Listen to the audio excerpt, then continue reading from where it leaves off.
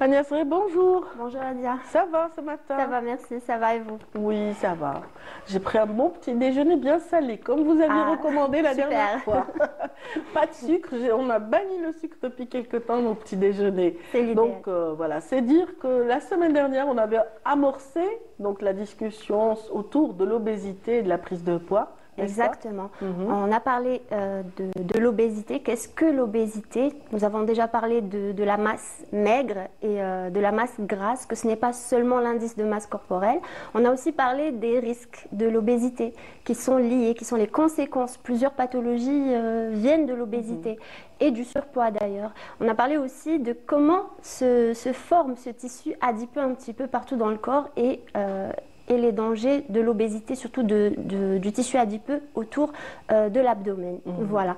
Et on avait parlé aussi de la prise en charge, mais aujourd'hui, on va détailler cette prise en charge un peu plus. Absolument, on va aller, voilà, crescendo. Et de qu'est-ce qu'il faut, quels sont les compléments de cette prise en charge, car elle est multidimensionnelle. Voilà. Oui, parce que c'est une masse graisseuse qui est assez tenace, difficile à éliminer quand elle atteint un certain seuil. Et donc, la prise en charge doit être vraiment étudiée. Étudiée par qui déjà?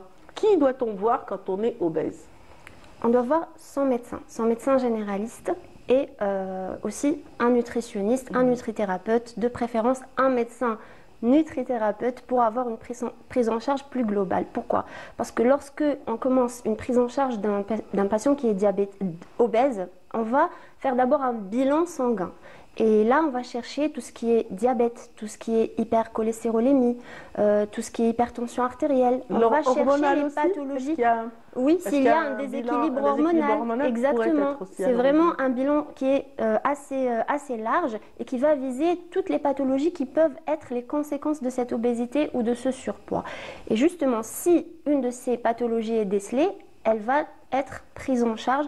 Chaque pathologie va être prise en charge à part entière. C'est-à-dire au premier stade, d'abord, on essaye d'installer un diagnostic, puis après, d'abord attaquer, cibler la maladie en cours. Exactement. D'accord, très bien. Ensuite, il va falloir voir si le patient est prêt pour commencer ce régime. C'est-à-dire qu'il va falloir l'informer de l'importance de ce régime et de faire le choix d'un régime adapté à cette personne, car il y a plusieurs types de régimes et il faut expliquer aux patients que c'est un engagement. Car les erreurs qui sont souvent faites par les personnes qui ont un surpoids, pas forcément une obésité, c'est de commencer un régime, de commencer à avoir à peine quelques kilos qui sont en train de baisser sur la balance et de se dire je n'ai pas besoin de revenir vers mon nutritionniste, mon nutrithérapeute ou mon médecin, je vais tout simplement continuer ce régime-là alors que ça peut être dangereux. D'ailleurs, on avait... Je vais parler d'une expérience, si vous le permettez, personnelle.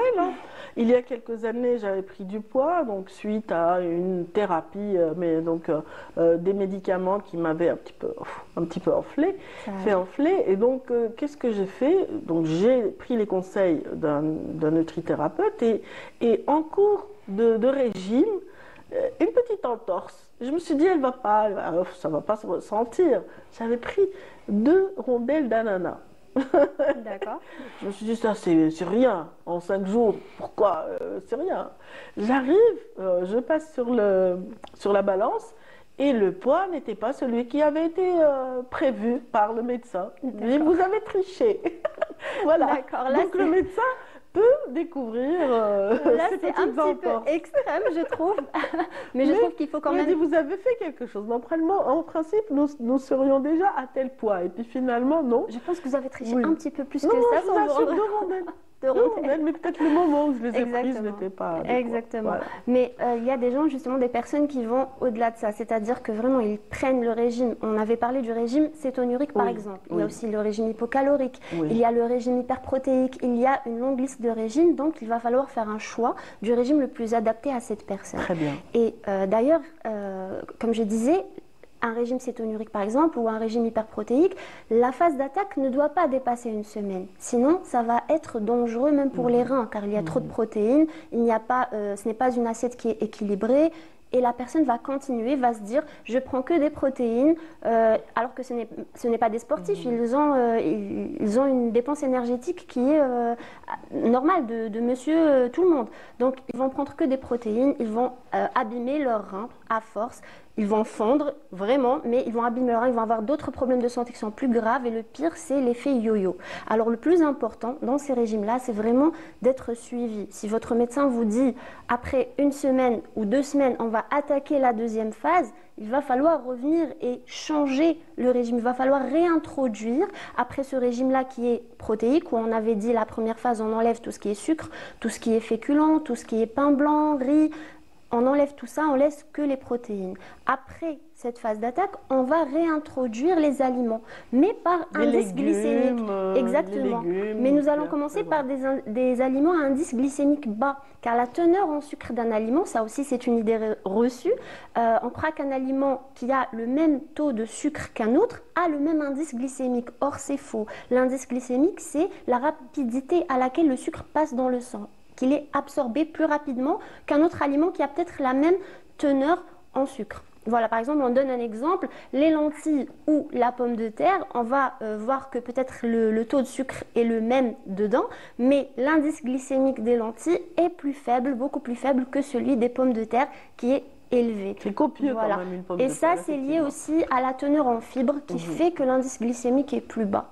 Donc, on va réintroduire les aliments qui ont un indice glycémique plus bas. Les amandes, les noix, les légumes, certains légumes, les lentilles, le pois chiche. On va éviter tout ce qui est pommes de terre, tout ce qui est patates douces, tout ce qui est miel, même s'il a des effets positifs. Encore une fois, il alcalinise le corps, par exemple, il est anti-inflammatoire, etc. Mais en alimentation, en nutrition, chaque aliment peut avoir des bienfaits et des méfaits. C'est en fonction de ce que l'on recherche à telle ou telle étape du régime. Absolument. D'où l'intérêt, justement, du suivi. Voilà. Il y a aussi une autre erreur. Aujourd'hui, c'est les idées reçues, surtout sur l'obésité et la prise en charge de l'obésité. Il y a une autre erreur, c'est que les personnes vont penser, par exemple, vous avez une amie qui a un régime, elle a suivi ce régime, tout va bien, elle a perdu du poids, c'est une bonne prise en charge. Vous allez vouloir forcément copier un petit peu ce régime. Voilà, on lui demande son régime et on essaie de aller chez un nutritionniste qui, malheureusement, applique un petit peu un copier-coller. Ça, c'est pas du tout une bonne chose d'ailleurs.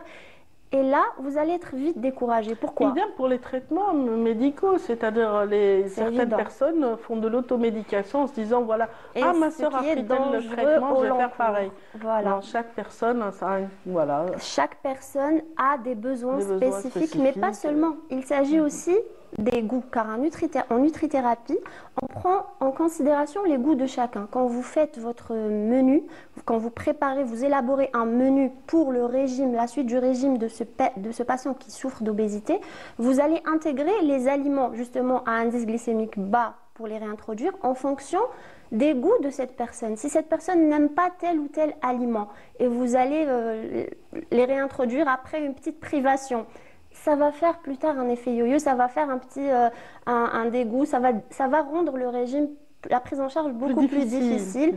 Et donc c'est très important l'aspect personnalisé de la prise en charge. Oui, parce que dès la fin de la prise en charge, on se remet aux anciennes habitudes et du coup, voilà, vous parliez d'effet yo-yo, tout revient. Toute la masse graisseuse qu'on a éliminée risque de revenir d'un seul coup et beaucoup plus vite peut-être. Si on prend un régime drastique, surtout que la leptine qui est l'hormone de la satiété, elle est sécrétée lorsque on apporte assez de calories. C'est-à-dire que si on espace trop les repas, si on se prive, si on a trop faim, c'est la gréline qui va faire l'effet de la faim. C'est-à-dire c'est la gréline qui est une hormone de la faim, qui est sécrétée par la paroi de l'estomac, qui va envoyer le signal au cerveau pour avoir cette sensation de faim. Et qu'est-ce qui aide à sécréter la leptine, qui est l'hormone de la satiété, qui va envoyer au cerveau un signal comme quoi on n'a plus faim. Ce qui aide, c'est avoir un bon sommeil, 7 heures de sommeil. Les dernières études ont montré que le sommeil est très important pour perdre du poids. Donc, c'était une idée reçue, comme quoi les flemmards avaient plus de poids, mais c'est vraiment un bon sommeil de qualité. C'est l'activité physique, c'est très important. C'est le fait de lutter contre le stress et c'est aussi d'avoir une assiette équilibrée, un bon apport calorique. Ne pas avoir des repas trop espacés, ne pas avoir cette sensation de faim ou de privation. Voilà. Voilà, merci beaucoup Agnès Srir pour ces conseils concernant la prise en charge de l'obésité.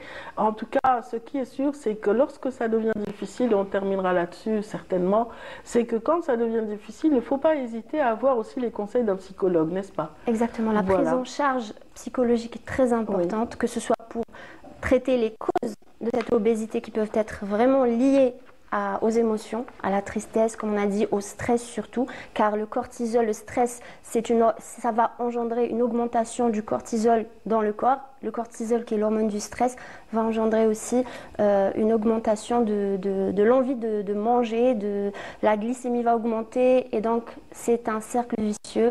Le glucose va être stocké trop dans le foie, et quand le foie est surchargé, ça va devenir de la mauvaise graisse qui va se déposer un peu partout. En tout cas, si on a autour de nous quelqu'un qui souffre d'obésité, il faut le valoriser, il faut l'encourager, il faut l'accepter comme il est, parce que certaines remarques peuvent peut-être décourager, peut-être même... C'est très important de le faire justement pour soi.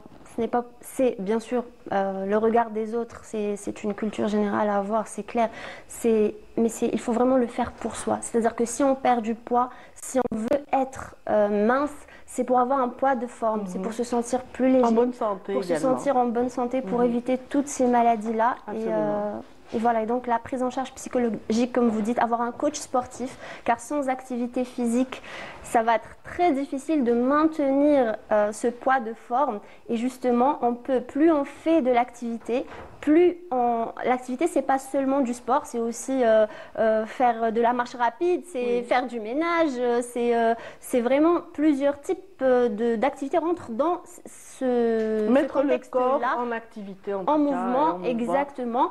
Et plus on a cette activité physique qui est là, plus on peut se permettre justement d'augmenter un petit peu plus ses calories, de se faire plaisir de temps en temps. Et c'est très important de ne pas ressentir de frustration. Il faut juste savoir quand se permettre cette petite gourmandise, quand se permettre c'est des habitudes à instaurer et à garder vraiment au long cours. Voilà, et ça aide à éliminer en ciblant les zones quand on fait du sport pour accompagner son régime. Pour la musculation. Merci, merci infiniment Agnès Srir. Je rappelle que vous êtes médecin, nutrithérapeute et que vous êtes là tous les dimanches pour ceux qui ne le savent pas. Avec plaisir. Voilà.